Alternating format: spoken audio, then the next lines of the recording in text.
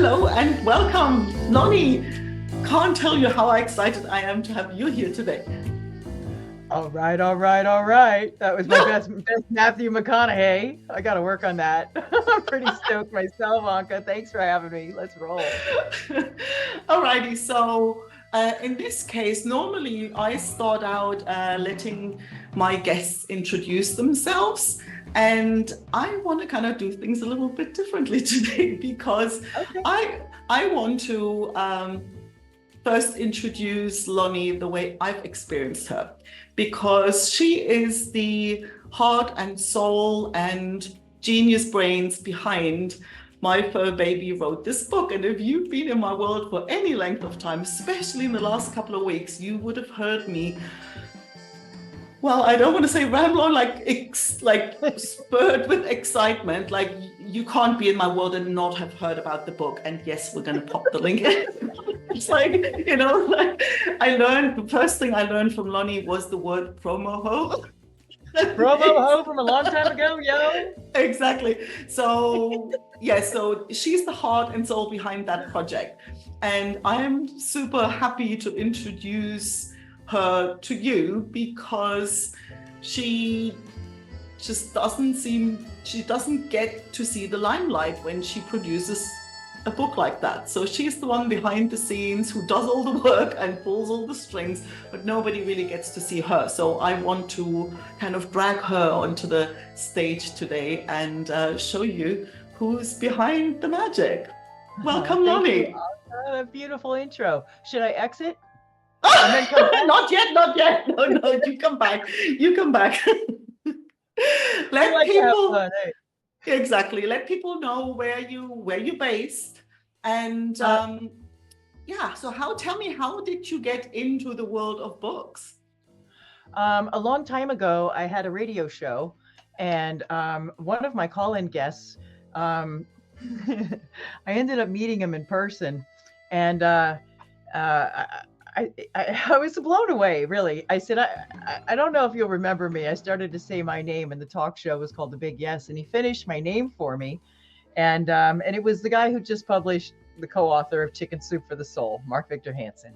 And Mark threw his arm around me and had, stand up. It is the best broadcaster in Seattle. And as a result of that rapport that we developed, and I moved to Southern California, I ended up working right alongside with Mark and attending lots of Speak and Write for Millions workshops, and actually being the go-to person that was outside of his whole arena. See, Anka, this is the most important thing about what I do as a story development person and a content strategist, is coming in as a third party. You can see more than the participants. And so Mark would kind of like, run things by me. And how did this come across? And how did this sound? And I'm like, great. Can I take some more notes? Because what you just said was freaking brilliant. And I couldn't wait to someday apply all of that. And then that happened about 7 or 8 years ago when somebody gave me a chance, because I can see misspelled words upside down 50 yards away. And it's weird. It's one of those things. And I'd also become quite the poet, the Dr. Seuss lives in here, right? And so it was fun to offer some tips and things.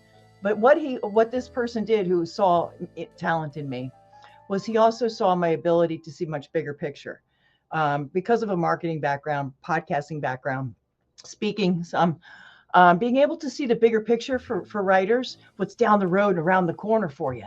Mm-hmm. And so combine that with my passion for nonfiction, for self-help, for keeping it real.com, right? Whatever. It worked together so that I could become this one-stop shop. I much prefer doing story development and content strategy and right out of the gate, because by the time you get into editing, if you're writing a manuscript, am I going too long here? Okay, good. I'm just going to keep talking. Okay. By the time you get into, listen, I've had people come to me with these overwritten, overblown manuscripts. And I say over and over again, because they get bad advice, Anka. It breaks my heart. There was a guy who, he was told, because his mentor published a book that was 50,000 words and he needed to have 10 or 15 chapters, I forget. And that's what he did. And the book was on procrastination. And I was like, Are you kidding me? Good one. Oh no, that's like the ultimate worst bad advice a person could ever give or receive and follow. And it breaks my heart because this idea that it's not a real book unless it's X amount of words. It's not a real book unless it's X amount of pages. It's simply not true. And what you want to get is precision in your content. You want to keep your reader engaged. And I like to weave See, the tale or spin a yarn. well, that's the thing. See, this is the piece, and I want to sort of just come in here from this perspective of having just experienced your magic on the other end, right? So, especially now, my book, my fur baby wrote the book, is basically through the from the point of view of our dogs and on cats, right? So Yes. for me, who I write emails, I write a lot of stuff, and there's always nonfiction, but and this one was hard, right? It was hard because it was emotional, but it was also hard because I was so keenly aware of the fact that, I had 13 years with this dog of mine, and they meant the world to me. And how can I write this in a way so it means something to somebody else, right? And so that was hard for me, where I'm like, I don't know whether I could have done that on my own, because I'm going, and Lonnee goes, put four-legged in there, right? And that was where I thought was really the magic, where you didn't go off and go, no, scrap that whole thing, right? So you kind of have that eye where you go, no, actually just include that one word, or just let's flip those around, where I still feel like, oh my God, that's still me writing. So it's not like taking it all off and just now like throw it all out. It was just that little shift, and all of a sudden you go, oh my God, like how that scene comes to life, right? And that, I think, is so often underestimated in nonfiction, because if you write fiction, everybody knows you need the characters and you need to have life, but I think it actually equally applies to nonfiction, and it's just overlooked a lot. So where I think you really bring that genius superpower in there to turn what could easily be a dry text into something that people really want to read. Thank you, Anka. It's funny you would use that choice of words, because I have said I elevate dry content to be entertaining, engaging, and lively, and also productive. Because as a marketing-minded writer, I'm always thinking, what's your business? How can we help you promote your business? What's the message you want to deliver? How do you want to be seen? How do you need to be seen? What's your voice? And in this case, finding the voice for your pet, your fur baby. And Kai had a voice, and giving that back and forth. That's and often the words don't seem to go together. Creative, nonfiction. Wait a minute, how do those go together, right? But they do. Yeah. If you have somebody like we did, this rapport, that can come in and see things a little differently, they can zhuzh up your content, use some paintbrush words, and bring your story of life to life. Because it's important that you do, because dry content will lose your reader. I don't care if you write a fat book or a skinny book. If they get stuck at a lack of clarity or lack of interest because you haven't spoken to them, it's over. Yeah. And I think especially in the world of AI, and we're inundated, and it's going to get worse with, dull, mediocre, soulless content. So bringing that, gist and that life into whatever you're writing is, if it was ever critical, it's now.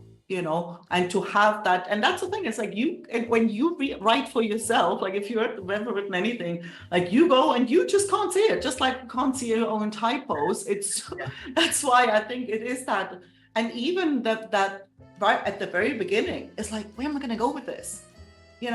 What am I going to do? Like, where am I, like, how am I going to come at this? I had an idea, with like, okay, yeah, oh, great.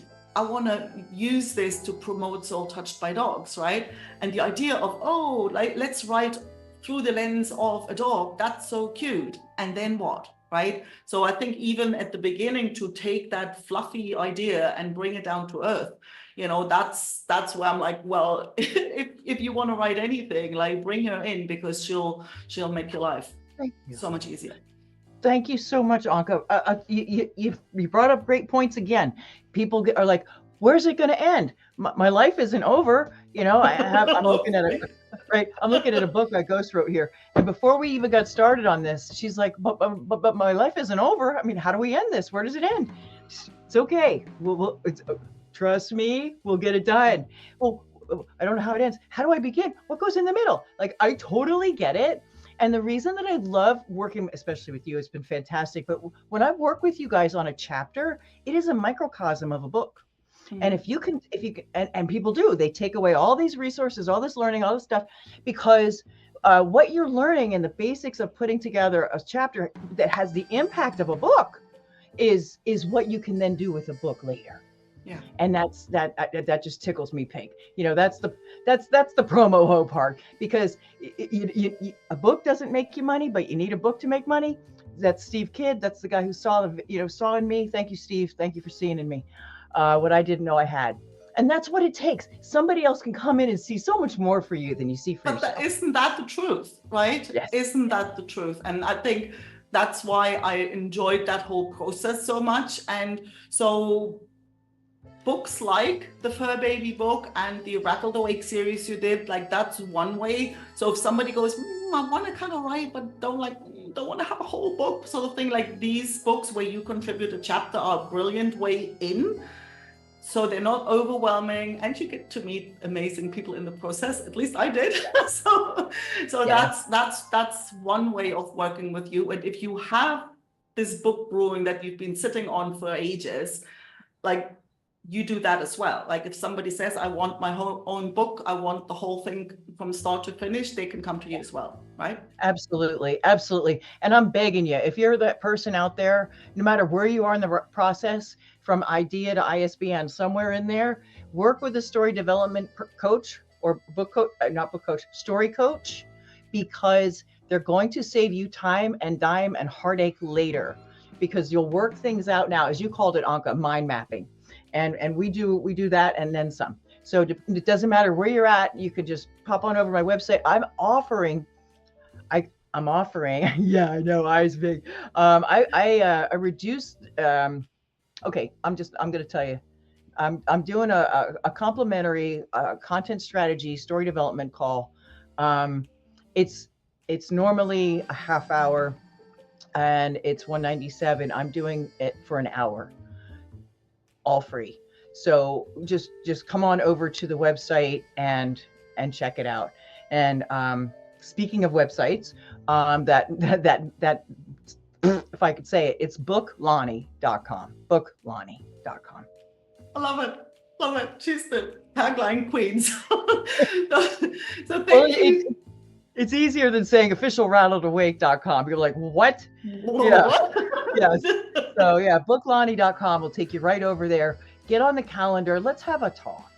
Yeah. Let's see where you're at. If nothing else, I can answer your biggest burning questions. Sounds like a plan. So thank you so much. It was, I just really enjoyed having you on the hot seat here and on the spotlight. So, because you deserve it. So thank you so much for coming, and I can't wait for the next time we play. Thank you, Anka. You're the best.